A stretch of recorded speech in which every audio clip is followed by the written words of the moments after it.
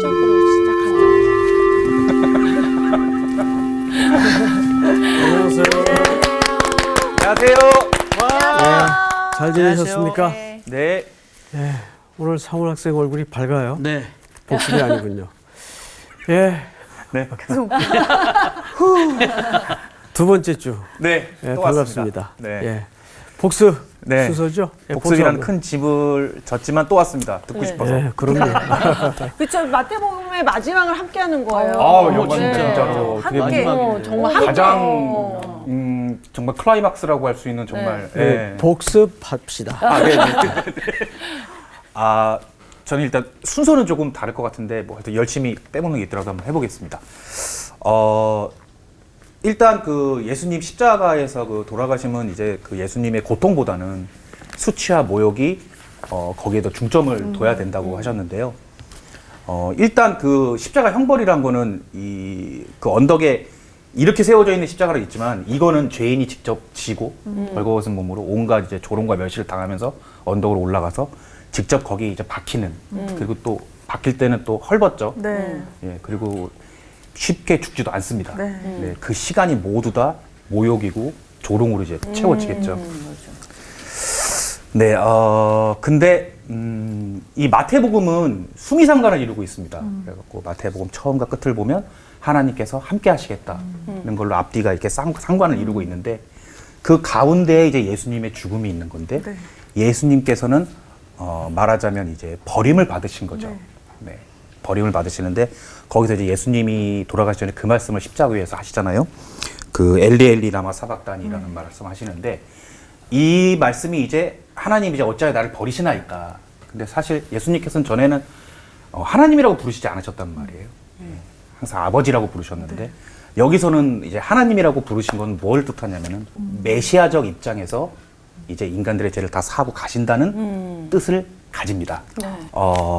그래서 이제 예수님께서 돌아가시고 나서 이제 휘장이 이렇게 찢어집니다. 네. 네. 휘장이 위에서 아래로 찢어진다는 것은 인간이 찢은 것이 아닌 하나님께서 찢으셨다는 걸 뜻하고 또 혹은 그걸 찢음으로 해서 예수의 몸을 찢어 인간들에게 길을 열어줬다는 뜻도 가질 수 있습니다. 네.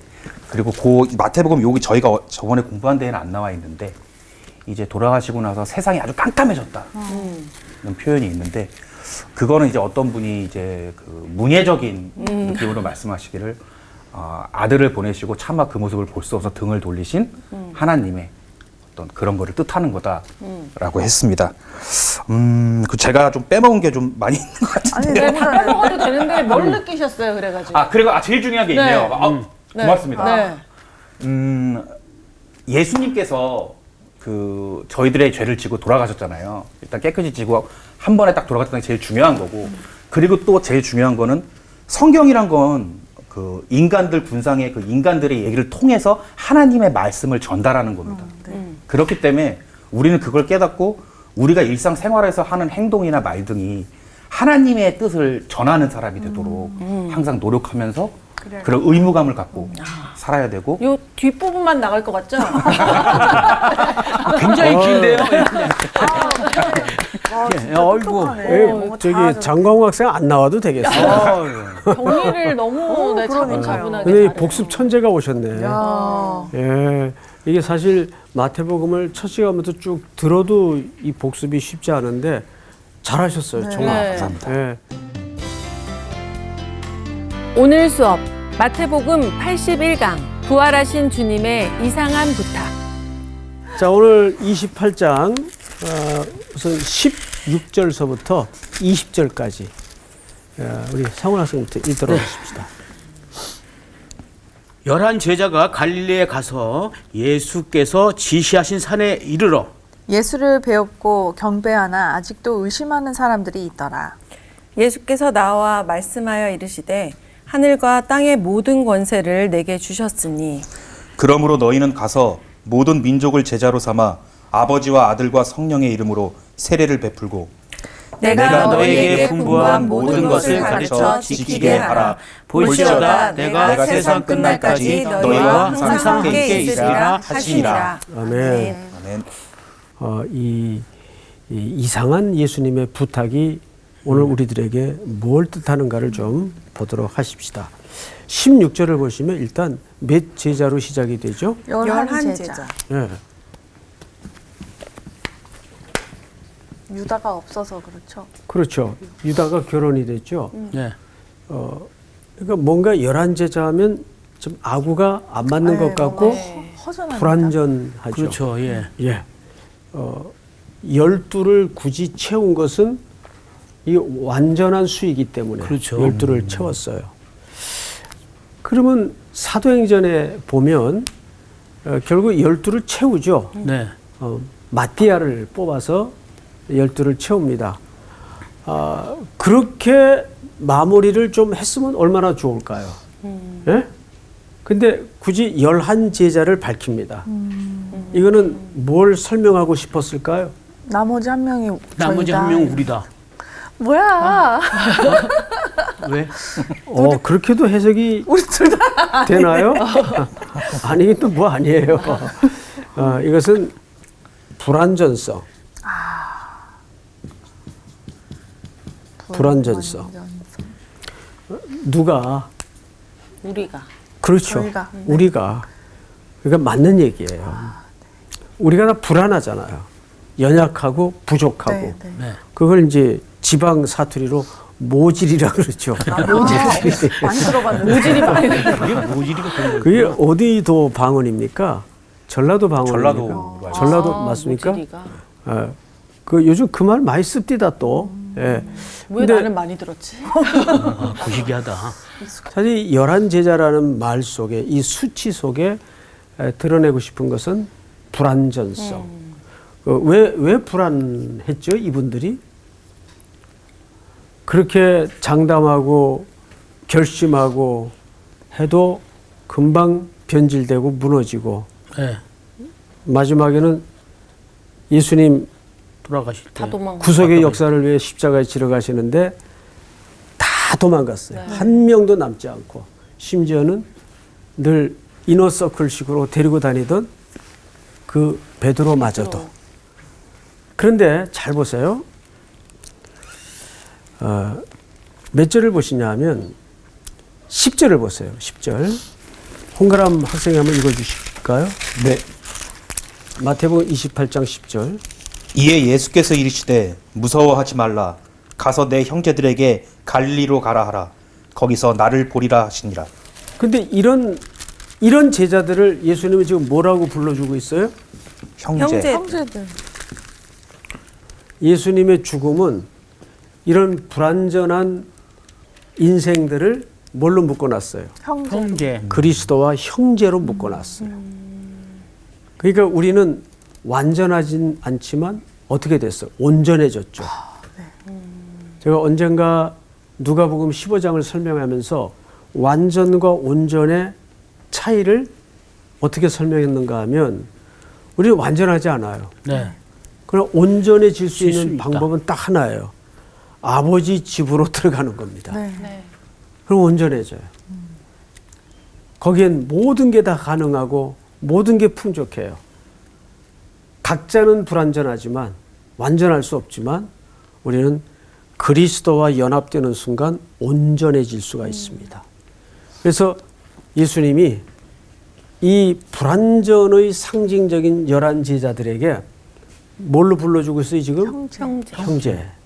그러면 저 호칭 속에는 우리의 마지막 그림이 담보되어 있는 겁니까? 없는 겁니까? 되어 있죠. 있는 겁니다. 담보되어 있는 거죠. 내가 반드시 그대를 내 형제로 만들어 가겠다는 의지도 이 속에 담아져 있는 거예요. 네. 이해가 되죠, 여러분? 네. 자, 성경을 다시 보십시다. 그런 제자들을 예수님이 어디서 만나자 그랬죠? 갈릴리. 내 형제들에게 갈릴리로 가라 하라 거기서 나를 보리라 하시니라. 자, 우리는 여기서 한 가지 왜 갈릴리일까? 왜 갈릴리일까? 갈릴리는 예루살렘에서 위쪽에 있어요. 그래서 갈릴리의 약속이라고도 하는데 왜 하필 갈릴리일까? 가장 작은 자들. 예수님의 사역지가 저기 갈릴리였잖아요. 그러니까 그랬는데 저기 갈릴리 지역을 이방 땅이라고 불릴 정도로 인정해주지 않는 곳이었잖아요. 그렇죠. 왜냐면 너무 어떻게 보면 못 살고 막 약간 그런 동네였기 때문에 가장 낮은 지역부터 이렇게 섬기게 보내신 걸까요? 예, 그런 의미도 있고 네. 사실 슬픈 역사가 있어요. 제가 지도를 좀 그릴게요. 뭐 이스라엘 지도는 아시는 것처럼 간단해요. 끝이에요. 네. 지중해죠. 네. 이 위쪽이 아수르, 아시리아, 네. 그다음에 아수르 다음에 일어난 제국이 바벨론. 바벨론 다음에 페르시아. 바사. 기억나시죠? 네. 예. 그러니까 여기 이 북방의 사람들이 항상 이 밑에 애굽과 늘 전쟁을 해요. 먹느냐 먹히느냐. 그러면 어딜 통과해야 될까요? 가운데. 이 국제 해안도로를 통과합니다. 여기가 갈릴리예요. 또 애굽도 여길 통과해야 아수르와 전쟁을 할 수 있어요. 그러니까 오며 가며 수탈의 현장이 됩니다. 그러면 거기에서 생겨나는 사생아들, 이런 사람들이 여기서 모여 살아요. 그러다 보니까 잘 살겠어요, 못 살겠어요? 다 빼앗기죠. 그러니까 이 지정학적인 위치도 굉장히 중요한 겁니다. 성경 해석에. 이렇게 해서 저 땅을 그 사생자들 때문에 이방의 갈릴리라고도 하고 방금 말씀하신 것처럼 가난하고 멸시와 천대를 벗어날 길이 없는, 그런데 거기에 빛이 비추죠. 예수님이 거기에서 사역을 시작하세요. 네. 큰 광명으로 빛으로 이 땅에 오시는 거죠. 그리고 마무리를 할 때도 어디에서 만나자고 마무리를 하십니까? 갈릴리. 예, 갈릴리에서 만나자고 마무리를 하시는 거예요. 그래서 이 갈릴리 하면 그런 곳입니다. 그래서 고아, 과부, 나그네, 상징적인 동네. 자, 이 세 종류의 인생의 공통 분모 뭘까요? 낮은 자들, 천대받던 자들. 도움이 없이는 살아갈 수 없는. 존재가 안 되는 사람들이에요. 누군가의 도움이 없이는 존재가 안 된다는 것은 누군가 도와줘야 구원을 얻는다는 뜻이에요. 네. 그래서 잘 생각하셔야 돼요. 우리가 구제를 한다는 것은 박애주의나 휴머니즘적 차원에서 교회가 구제를 하는 게 아니에요. 누군가 돕고 구제를 한다는 것은 이게 구원의 선포입니다. 우리도 누군가의 도움이 없이, 그리스도의 도움이 없이는 죽을 수밖에 없는 존재였다. 이거를 표상하는 그룹이 이 그룹이에요. 네. 즉 내가 그런 자리에서 도움을 통해 구원을 얻었습니다. 그래서 우리가 구제를 한다는 것은 구원의 확대고 하나님의 영광의 확장이에요. 이거 굉장히 중요한 교회 존재 이유가 돼야 되는 거죠. 그게 제일 잘 드러날 수 있는 삶의 현장이 갈릴리라는 얘기예요. 그래서 예수님이 제자들에게, 그 불완전한 제자들에게 갈릴리에서 볼 것을 얘기합니다. 그러면 십자가 사건은 예루살렘에서 일어났죠? 네. 그러면 저 갈릴리까지 가려면 적어도 빠르면 3일, 4일은 걸려요. 3, 4일이 걸려요. 저 길을 가려면. 네. 그 당시 교통수단을 감안해 볼 때. 그러면 여인들과 제자들이 약속대로 주님이 갈릴리에서 보자 그랬으니까 갔겠죠. 네. 그러면 최소한 며칠 길 이상은 걸었다는 얘기일까요? 3일. 3일 이상은. 이 3일 길은 저는 또 다른 시험이었다고 봐요. 엄청 두려운 시간이었을 것 같아요. 두렵기도 했겠고, 가야 돼 말아야 돼 맞게 그렇지. 가는 거 맞나? 왜 이거 지금 가는 왜 길이 가야 돼 말아야 돼 그런 생각을 했어요? 아니, 거기서 진짜 맞나 안 맞나? 그러니까 믿음이 하나님이 아직 막말로 아니, 하나님 나는 없으면 만나자고 어떡하지? 믿고 따르던 예수님이 막말은 하지 마시고. 믿고 따르던 예수님이 힘을 잃었다고 생각할 수도 있지 않아요? 저는 당연하죠. 그것보다 그래서- 천사일을 걸어가는 동안에 왜냐면 예수님 우리가 섬기던 분이 어쨌든 부활하셨지만 죽었잖아요. 그 그러니까. 과정을 봤기 때문에 가다가 우리도 또 잡혀서 똑같이 될 수 있다는 그런 두려움이 더 많았을 것 같아요. 예, 뭐 여러분들 지금 말씀하신 내용이 다 가능해요. 야, 진짜 거의 계시긴 계신 거야.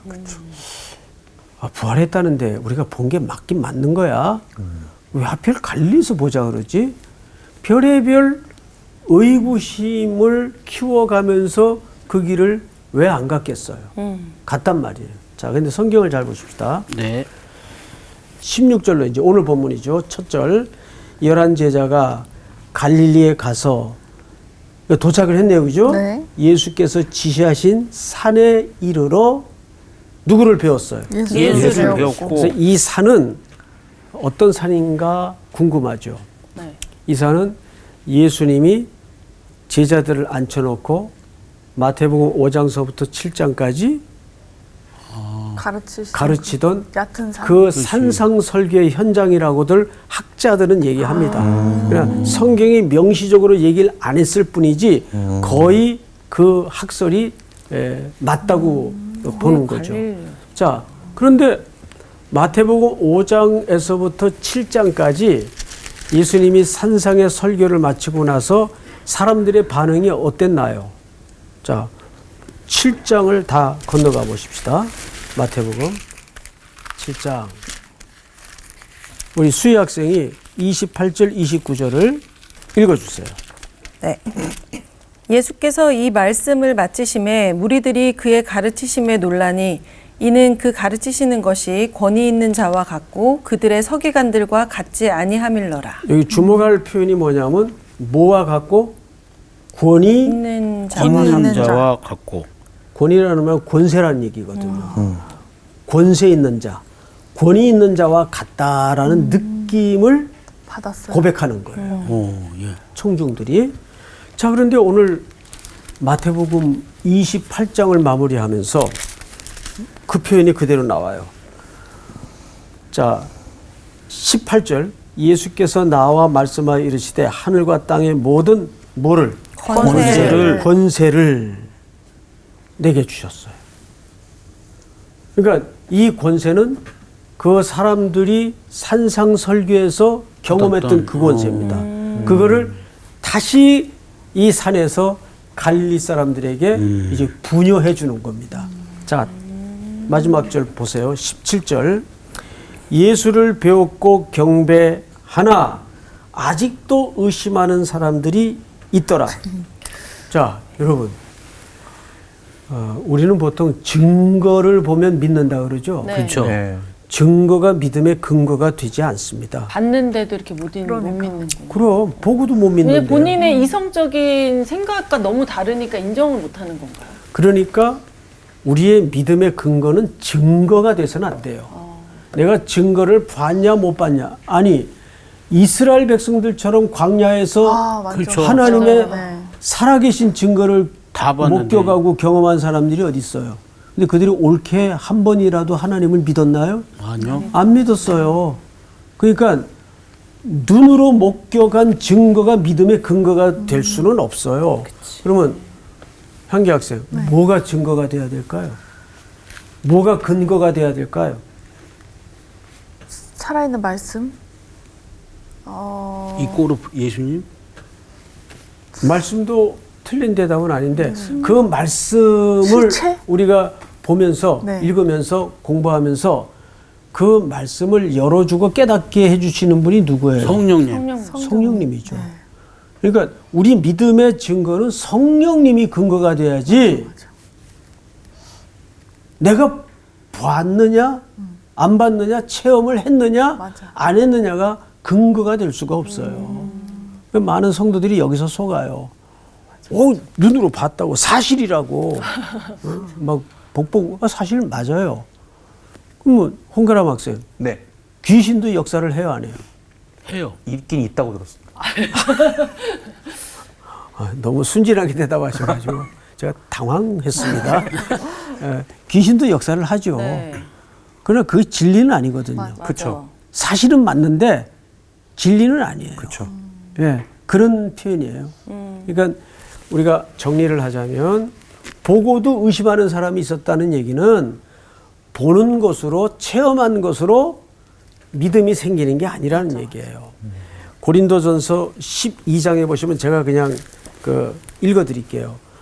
성령으로 말미암지 않고는 누구든지 그리스도를 주라 시인할 자가 없다 그랬어요. 그래서 믿음은 들음에서 난다는 말은 하나님의 말씀을 듣는 거예요. 그러면 이 믿음의 기초가 외부로부터 들어온다는 얘기예요. 내 안에서 스터디해 가지고 탐구해서 깨달아서 믿음이 생기는 과정이 아니라는 얘기예요. 이 근본적인 얘기를 하는 겁니다. 네. 자, 성경을 다시 보십시다. 예수께서 나와 말씀하여 이르시되 하늘과 땅의 모든 권세, 이 권세는 마태복음 7장에 산상설교를 들은 후에 네. 청중들의 놀라운 반응이었어요. 근데 그 권세를 지금 이제 제자들에게 주는 겁니다. 네. 권세를 내게 주셨으니 그러므로 너희는 가서 모든 민족을 제자로 삼아, 그 유명한 구절이죠. 네. 아버지와 아들과 성령의 이름으로 뭐를 베풀고 세례를 베풀고 내가 너에게 분부한 모든 것을 가르쳐 지키게 하라. 자, 여기에서 우리가 이 헬라어 문장 구조대로 제가 칠판에다가 다시 써드릴 테니까 어디에 강점을 두고 마지막 글을 쓰셨는가를 부탁하셨는가를 잘 봐야 됩니다. 네. 중요한 게 뭘까? 네. 지키게 칠판을 보세요. 칠판을. 제자를 삼기 위해서 삼기 위해서 자, 뭐 해야 돼요? 가서 가라. 두 번째는요? 세례를 베풀고 삼아.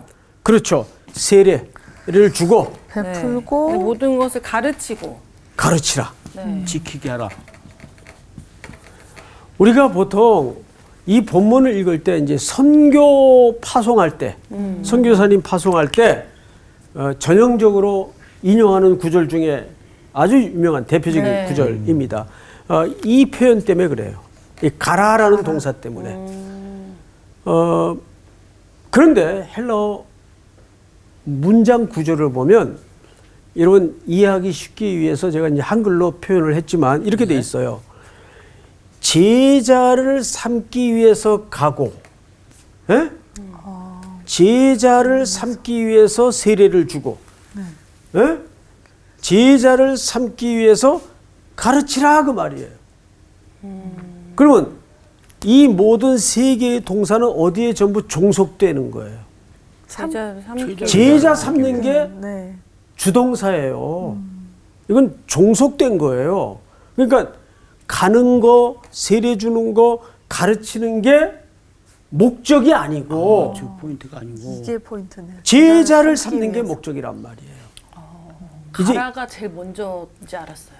그렇죠. 일단 가서. 예, 네. 전부 다 그렇게 이해를 이 문장을 오해를 한다고요. 다시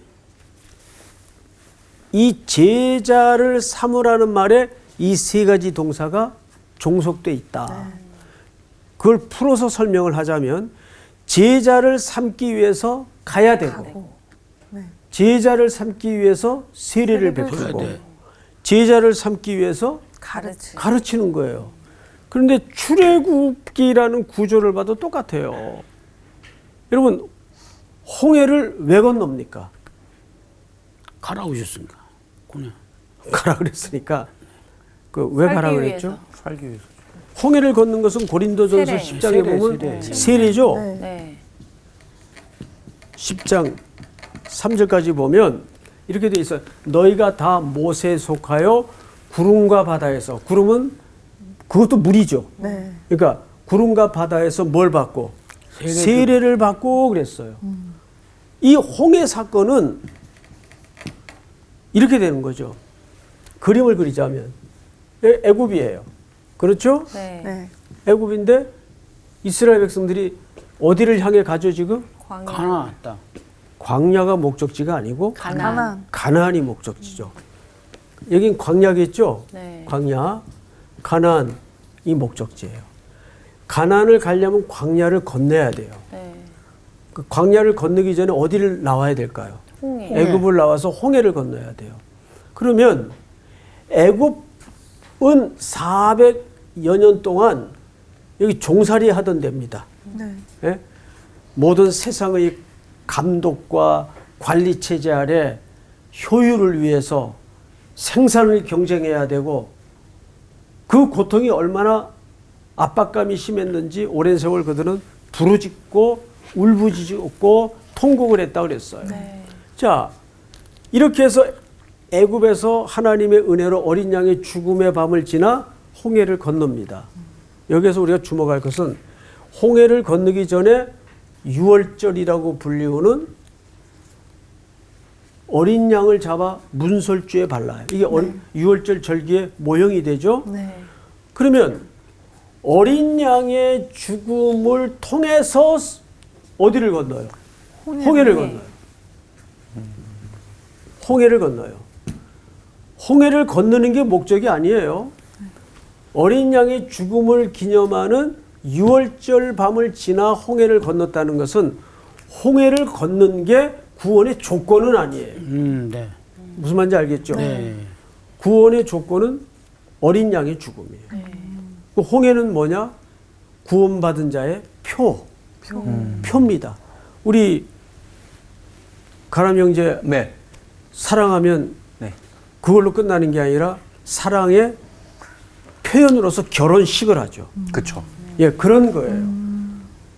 뭐 가난하고 어려워서 결혼식은 나중에 할 수도 있는 거예요. 네. 그러나 부부는 될 수가 있는 거죠. 그렇죠. 마찬가지로 홍해를 걷는 것이 구원의 조건이 아니라 우리에게 구원의 조건은 유월절을 기억하게 하는 어린 양의 죽음이 조건이 되어서 그 구원받은 자는 홍해를 건너는 거죠. 그런데 이 애굽의 방향에서 볼 때는 한 민족이 바닷속으로 들어가요. 네. 그러면 그건 꼭 뭐처럼 보일까요? 죽으러 들어가는 들어가는 죽는 거죠. 뭐에 대해서 죽는 거냐면 애굽에 대해서 죽는 거예요. 옛사람에 대해서 죽는 거예요. 그 그림이 있어요. 그러면 반대로 가나안 방향에서 이 홍해에서 올라오는 한 민족을 볼 때는 살아나오는 거예요. 네. 맞죠? 네. 살아나오는 거예요. 그러니까 홍해라는 이 세례라는 사건은 뭐에 대한 퍼포먼스인가 하면 정확하게 옛사람에 대해서는 죽고 애굽의 삶에 대해서는 죽고 두 번째로 약속의 방향에 대해서는 약속의 땅에 대해서는 한 민족이 살아나오는 거예요. 무슨 말인지 알겠어요? 네. 그래서 그들이 제일 먼저 홍해를 건너 도착한 데가 호렙산입니다. 네. 호렙산. 여기서 뭘 받아요? 십계명을 받아요. 그래서 십계명은 구원받은 백성들에게 새로운 삶의 질서와 윤리를 원리를 설명한 내용들이란 말이에요. 이해가 됩니까? 네. 그래서 십계명은 이 백성들이 앞으로 하나님의 통치 아래 하나님의 주권 아래 어떻게 살아가야 되는가를 훈련하고 연습하는 공간입니다. 그래서 그들이 광야 40년을 지나는데 중요한 건 뭐냐 하면 이렇게 얘기를 해요. 광야는 현실이에요. 근데 아무것도 없어. 구원받았는데. 그래서 물을 내라 떡을 내라 얼마나 원망과 불평을 쏟아냅니까? 근데 40년 지난 결과 발이 부르지 아니하였고 헐벗지 아니하였고 굶지 않았어요.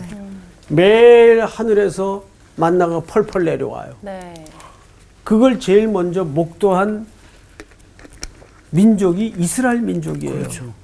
그런데도 그들이 정확하게 하루면 도착할 수 있는 거리를 40년을 돌아다녀요. 40년. 그러면 10하루면 들어갈 길을 이 신명기 1장 1에서 3절까지 읽어보면 그 코스를 얘기하는데 10하루 길이라 제 40년 매돌 후에 이렇게 돼 있어요. 그러면 이게 무슨 소리일까요? 10하루면 들어갈 길을 40년 돌아다닌 바보들아 그 뜻이에요. 이걸 뭐라 그러냐면 낭비라 그래요. 낭비. 이 낭비라는 말이 에베소서 5장에 가서는 18절에 보면 방탕이라는 말로 바뀝니다. 방탕이라는 말은 무슨 뜻인가 하면 윤리적인 타락만을 얘기하는 게 아니라 원초적 삶을 얘기하는 거예요. 다시 말해서 왜 방탕이 오느냐? 술 취하지 말라 이는 방탕한 것이니 술은 지배력을 갖고 있어요. 네. 그 성령의 충만함을 받으라. 이것도 지배력을 갖고 있어요. 그러니까 우리가 술은 단순히 건강의 문제나 건덕의 문제 때문에 금주하는 게 아니라 신앙 고백의 싸움이에요. 내가 누구의 지배 아래 있는가? 왜 방탕이 찾아왔어요? 광야를 지나면서 하나님의 주권의 지배 아래 온전한 삶을 드리지 못했단 말이에요. 이스라엘 백성들이. 그걸 훈련받은 공간이 아무것도 없는 정말 하늘 밖에는 쳐다볼 곳이 없는 곳이. 그래서 제가 가끔 그런 말씀을 드렸죠.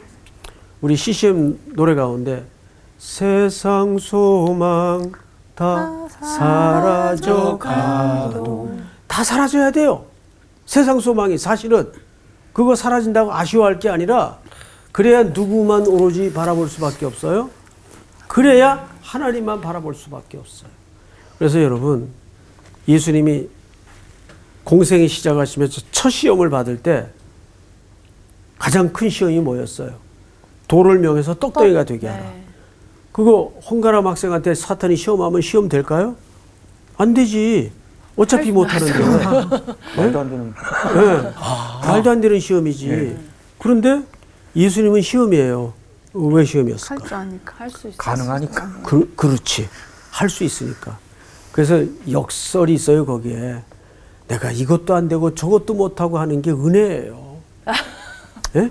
우리가 이것도 할 수 있고 저것도 할 수 있으면 안 돼, 안 돼. 여지가 없이 우리는 타락할 수밖에 없어요. 시험에 계속 들겠구나. 그렇죠. 계속 시험에 드는 거예요.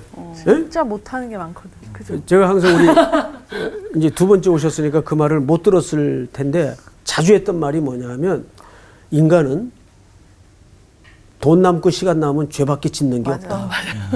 그 진짜 정말 정말 돈 남고 정답이야. 시간 남을 때 선한 일 해야지, 거룩한 일 해야지.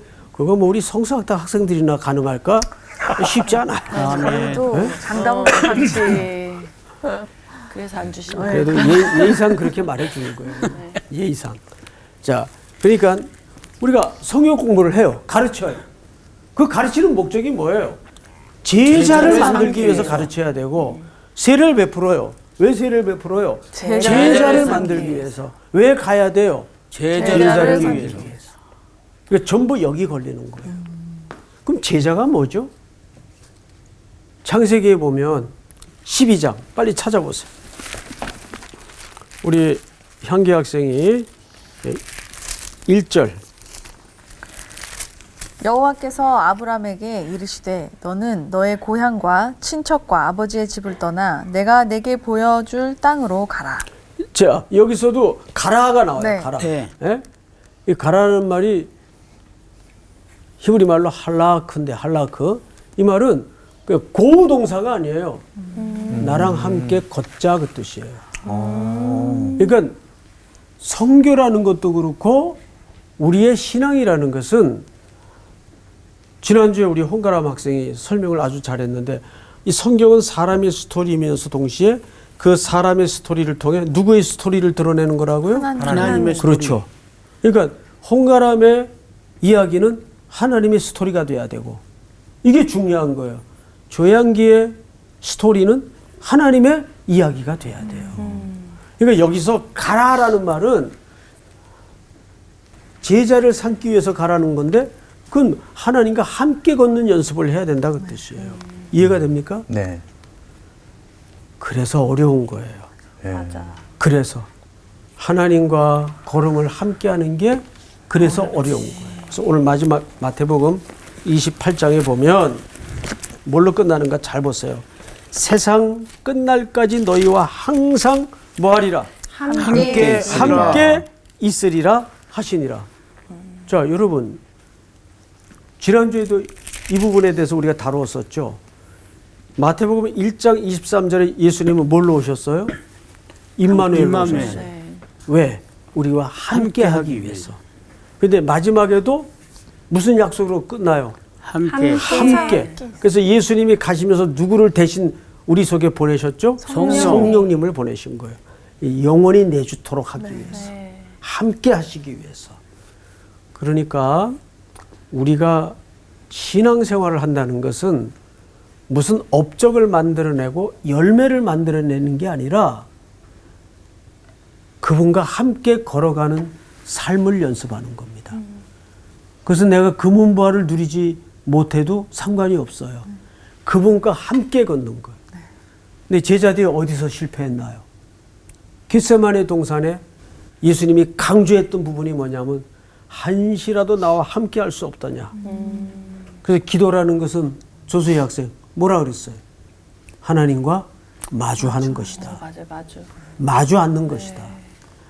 그러니까 기도는 막 내 요구를 하나님께 막 디립다 막 쏟아내는 게 기도가 아니에요. 어? 하나님과 마주 앉는 거예요. 마주 앉는 자체로 우리는 즐겁고 흥겹고 좋잖아요. 그게 뭔가를 거래하는 식의 기도보다 훨씬 깊은 경지에 함께함이라고요. 그러니까 성경 마태복음 28장 마무리는 세상 끝날까지 너희와 함께함이라. 결론. 그래서 우리는 이 마태복음 28장의 결론을 이렇게 한번 정리를 하고 싶습니다. 첫째, 증거가 믿음의 기초가 될 수 없다. 맞죠? 네. 증거가 믿음의 기초가 될 수 없다. 성령의 역사 없이는 어떤 증거도 우리는 예수님에 대해서 눈 열 수가 없어요. 그래서 그 성령님을 영원히 우리와 함께 하시도록 예수님이 가시면서 보내주신 거예요. 그래서 요한복음에도 뭐라 약속하셨죠? 내가 가야 성령님이 보혜사 나를 늘 변호해 주시고 나와 동행해 주시는 그 성령님이 오신다. 그래서 예수님의 부활은 보았느냐 안 보았느냐가 기초가 되어서는 안 돼요. 성령님의 은혜를 통해서 내가 그 사실을 믿는 겁니다. 제가 마지막으로 지난 시간 또 이번 시간 준비하면서 하나님 앞에 반문했던 질문 하나를 여러분들에게, 송 목사 너 같으면 누군가를 함께 하도록 하기 위해서 네 아들 버리겠니? 저는 100번을 질문해도 못해요. 그래서 이렇게 대답을 했어요. 하나님께. 이해는 안 되는데 믿어집니다.